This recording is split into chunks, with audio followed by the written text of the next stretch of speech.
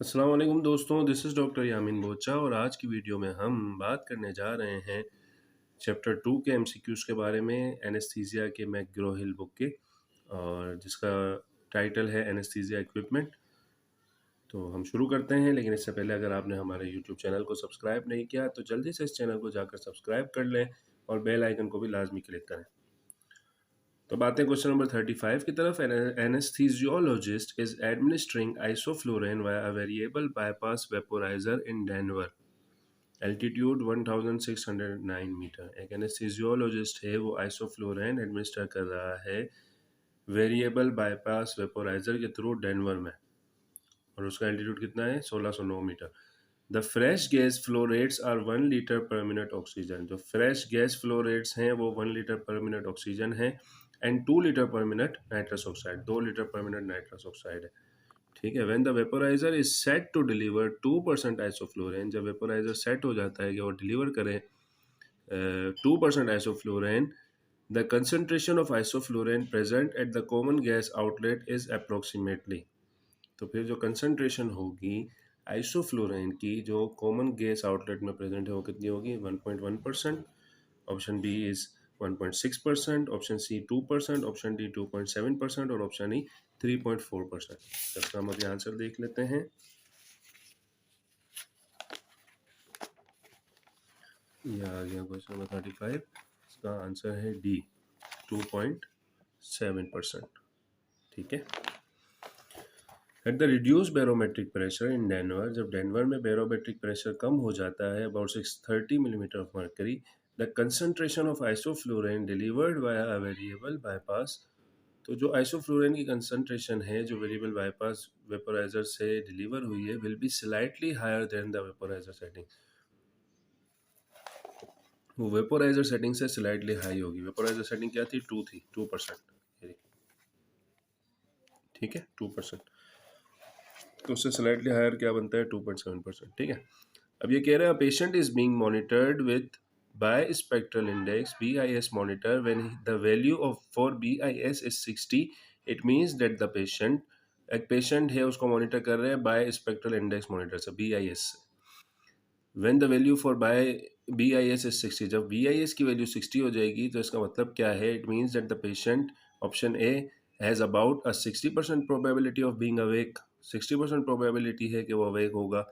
Option B has a very small less than 1% probability of having recall of intra operative events. Intra operative events जितने भी हैं उनको recall करने की probability बहुत कम है, जैसे लेस देन 1% है।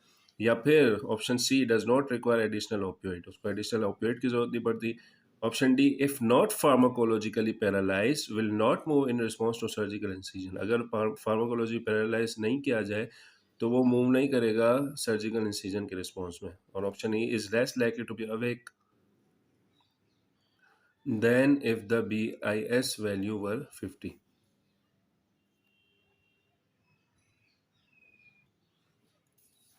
और लेस लाइकली है कि अवेक हो BIS वैल्यू 50 के मुकाबले में, यहाँ तो 60 है ना। तो उसका अब आंसर क्या है? Option is B. बी क्या है कि has a very small less than 1% probability of having recall of intra operative events. तो बहुत ही कम प्रोबेबिलिटी है कि इंट्रा ऑपरेटिव इवेंट्स को रिकॉल कर सके। अब इसको किस तरह उन्होंने डिफाइन किया? The BIS monitor measures the depth of hypnosis and the BIS value can be used to predict the probability that a patient will be awake and responsive और will have recall at a given point in time. BIS monitor क्या करता है? Depth of hypnosis को major करता है, और बिस value use होती है प्रेडिक्ट करने के लिए कि पेशेंट की प्रोबेबिलिटी क्या है कि वो अवेक होगा और रिस्पॉन्सिव होगा या फिर वो रिकॉल करेगा जो उस टाइम के दौरान हुआ। The BIS value is not a measure of the likelihood of the movement or of the magnitude of noxious stimuli requiring opioid therapy. ना वो जो है वो मूवमेंट का मेजर है BIS, या फिर मैग्नीट्यूड का भी नहीं है, और उसके साथ साथ ओपियोइड थेरेपी की रिक्वायरमेंट भी नहीं होती। During surgery the typical BIS target value is between 40 and 60। BIS की टिपिकल वैल्यू की टारगेट वैल्यू क्या होती है? 40 to 60% के दरमियान रखना होता है, 40 to 60 के दरमियान। At a BIS value of 60, अगर 60 वैल्यू है BIS की, the probability of responsiveness to verbal command, verbal command को रिस्पॉन्स करने की प्रोबेबिलिटी कितनी है 20%, while the probability of recall is less than 1%, और जो रिकॉल करने की प्रोबेबिलिटी है वो 1% से भी कम होगी। ठीक है, तो इसका आंसर है बी। अच्छा, अब नेक्स्ट क्वेश्चन की तरफ आते हैं, that is question number 37। An open waste gas scavenging system, एक open waste gas scavenging system है, उसके रिगार्डिंग हमें सही जो उसका ऑप्शन है उसको ढूंढना है। Option A is must have a negative pressure relief valve. Option A क्या है कि इसके पास नेगेटिव प्रेशर रिलीफ वेल्व होगा। Number B, option B sorry, must have a positive pressure relief valve, या फिर इसके बाद पॉजिटिव प्रेशर रिलीफ वेल्व होना चाहिए। Option C, must be connected to a source of vacuum, या तो फिर उसको वैक्यूम की सोर्स से कनेक्ट होना चाहिए। Option D, does not need a reservoir, reservoir की जरूरत नहीं होती। Option E, can not be simultaneously connected to the APL and ventilator relief valves. अच्छा भाई, अब इसका आंसर हम देखते हैं 37 का। इसका आंसर है सी, वैक्यूम वाला। ठीक है ना, does must be connected to a source of vacuum. तो इसका आंसर है, an open waste gas scavenging system requires a reservoir but no valves.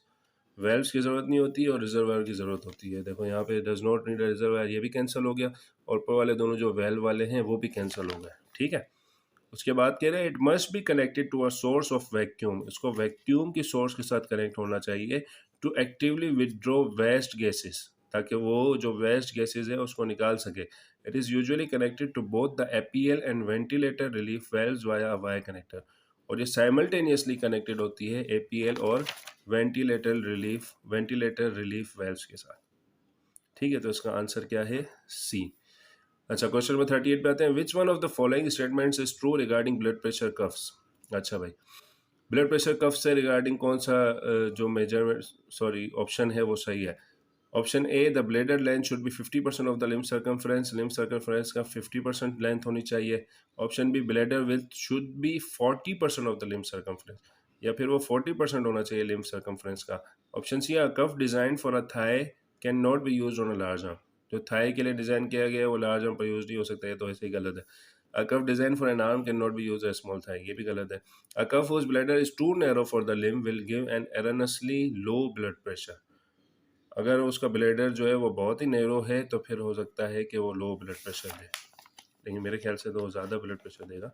अच्छा, the bladder length should be at least 80% and the with 40% of the limb circumference. अब ये देखो, पहले ही हमें बता दिया, ऑप्शन बी इसका आंसर है।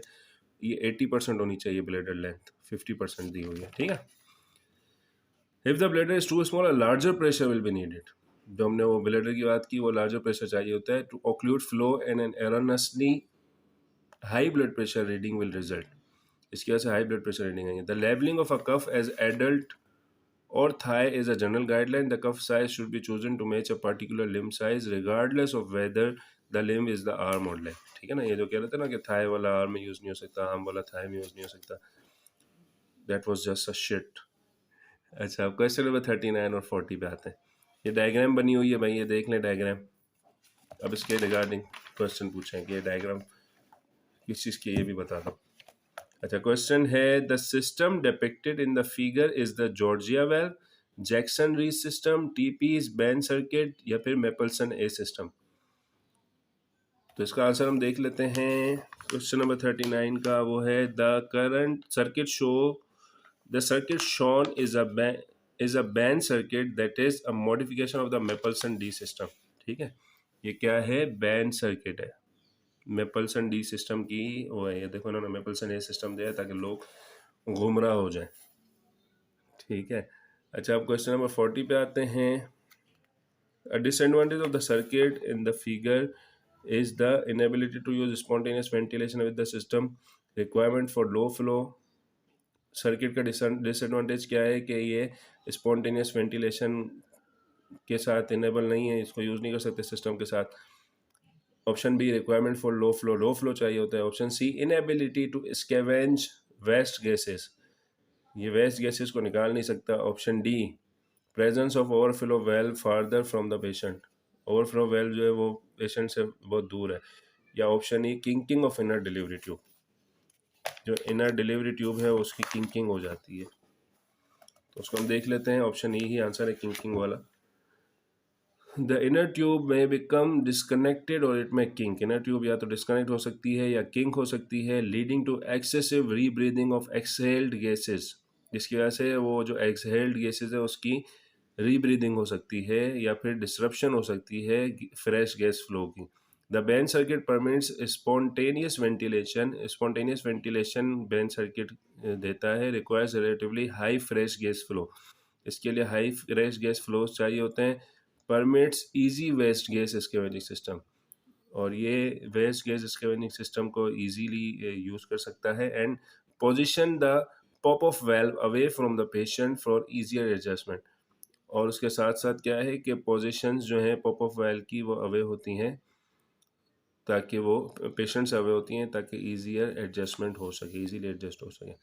तो आज के लिए इतना काफ़ी है। ठीक है, नेक्स्ट वीडियो में हम फिर 41 MCQs जो है 41 MCQs से स्टार्ट करेंगे।